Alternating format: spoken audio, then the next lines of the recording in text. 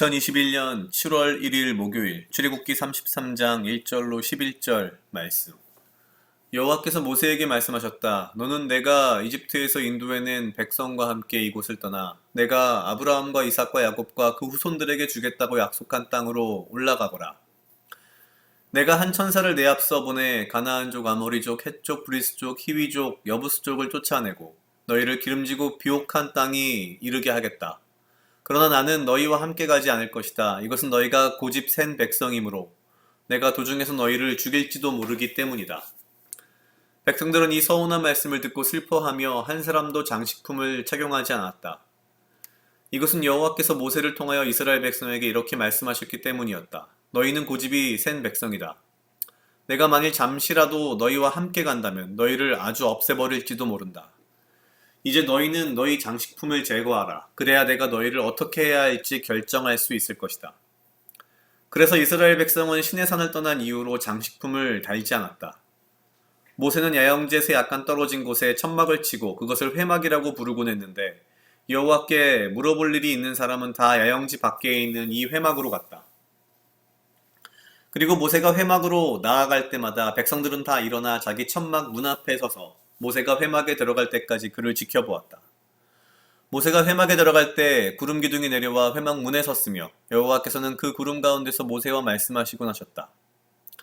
백성들은 구름 기둥이 회막 문에 선 것을 볼 때마다 모두 일어나 자기 천막 문 앞에 경배하였다.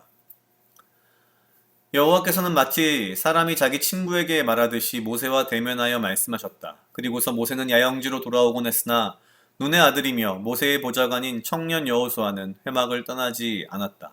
아멘. 오늘 출애굽기 33장 1절로 11절 말씀은 금송아지 사건 이후에 그 사건이 마무리되어가는 과정을 보여주고 있습니다. 33장 1절에 하나님께서 이렇게 말씀하십니다. 너는 내가 이집트에서 인도해낸 백성과 함께 이곳을 떠나. 참 글쎄요. 우리식으로 좀 험하게 말하면 좀 뒤끝이 있으신 거죠. 여전히 하나님이 이집트에서 인도해 내셨는데 좀 뭐랄까요? 굉장히 아직도 기분이 좋지 않으신 겁니다. 내가 이집트에서 인도해낸 백성과 함께 이곳을 떠나. 그러니까 모세가 인도해냈다라는 표현을 사용하시는데 사실 굉장히 어떻게 보면 아직까지도 분이 안 풀리신 거겠죠. 그냥 그 마음이 사실 참 잘 이해가 됩니다. 솔직히 이미 없애버렸어도 몇 번을 없애버렸어야 될 이스라엘 백성을 모세의 중보로 인하여서 모세의 간청으로 인하여서 사실 살려두고는 있는데 마음에 안 드시는 거죠. 그래서 그런지 그 이후에 3절에서 이렇게 말씀하십니다. 그러나 나는 너희와 함께 가지 않을 것이다. 이것은 너희가 고집이 센 백성이므로 내가 도중에서 너희를 죽일지도 모르기 때문이다. 사실 단순히 어떤 감정만의 이야기가 아니라는 것을 또한 알 수 있습니다. 하나님께서는 죄와 양립할 수 없는 분이기 때문에 자칫 잘못하면 하나님의 손에 모든 이스라엘 백성이 죽을 수밖에 없는 그런 것이죠. 그러면서 장식품을 제거하라고 명령하십니다. 그래야 내가 너희를 어떻게 해야 할지 결정할 수 있을 것이다. 이 장식품은 굉장히 오래된 이야기들이 계속 연결됩니다. 애초에 이집트에서 나올 때의 하나님의 명령에 따라서 이집트 사람들, 주변 이웃들에게 사실 이 장식품, 뭐 금이라든지 뭐 은이라든지 이런 장식품들을 그냥 거저 받아오게 하셨던 그 장식품이고요. 그리고 이 장식품이 일부가 사용되어서 금송아지를 만들었던 것이고, 그러고도 아직도 장식품이 많이 남았던 것으로 보여집니다.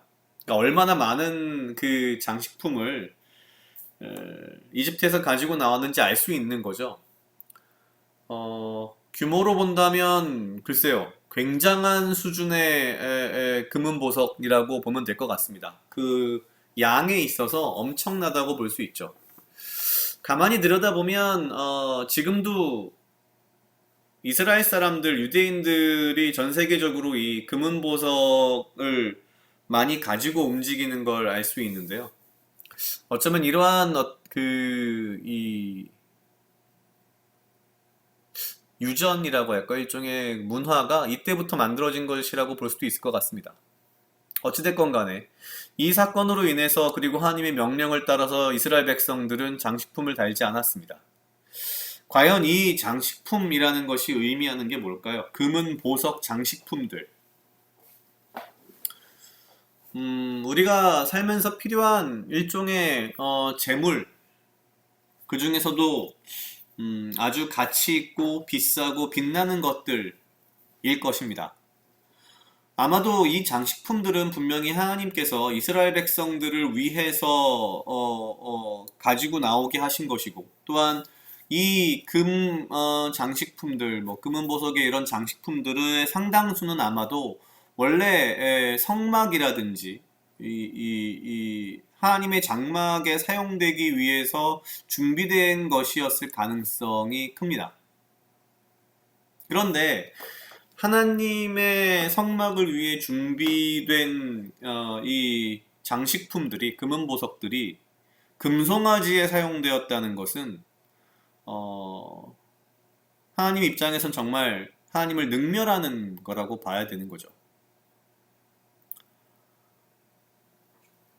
그냥 그런 생각이 들었습니다. 여기에 등장하는 장식품이 내가 가진 어떤 것일 수도 있고요, 사실은. 어쩌면 나 자신이 이럴 수도 있다라는 생각이 듭니다. 무슨 얘긴가 하니, 나는 하나님의 나라를 위해서 준비된 자인데, 그렇게 준비된 나를 내 스스로가 죄 가운데로 밀어 넣음으로써 하나님께서 나를 창조하신 근본적인 목적에서 많이 벗어나 있는, 그럼으로써 또한 나 자신이 하나님 앞에 죄를 짓고 그것이 하나님을 모욕되게 하는 그러한 삶을 내가 살고 있는 건 아닐까? 혹은 내가 하나님으로부터 은혜로 받은 것들, 하나님께서 나를 위해서 앞으로의 하나님의 나라를 위해서 나에게 허락하신 것들 가운데에 내가 이 장식품처럼 하나님의 나라를 위해서 써야 할 것들을 혹시라도 금송아지, 나의 우상, 나의 야망, 나의 어떤 것을 위해서, 나의 꿈을 위해서 사용한 것은 아닐까? 라는 그런 생각을 문득 해봤습니다. 내가 받은 것, 내가 가진 것, 그리고 심지어 나 자체, 나의 생명까지도 모두 하나님의 나라를 위해서 준비된 것이라는 생각을 하면서 항상 모든 면에서 조심스럽게 사용하고 또한 내 스스로 행동해야겠다라는 생각이 들었습니다. 각자 약 2분 정도 묵상하시겠습니다.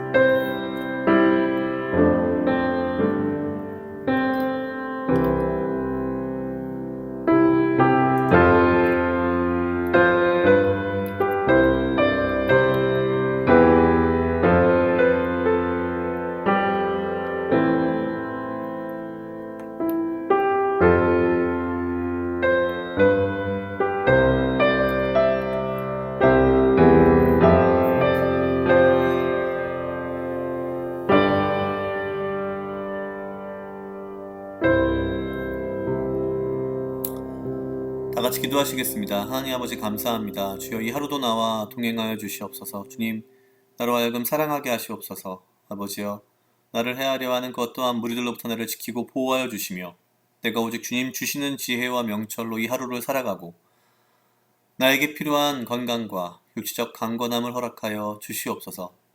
주님, 내가 하루하루의 삶을 살아갈 때에 나 자신과 주께서 나에게 허락하신 것들을 모두 주의 나라를 위해 사용되어야 할 준비된 것임을 알게 하시고 함부로 사용하거나 함부로 행동하지 않도록 주여 인도하여 주시옵소서.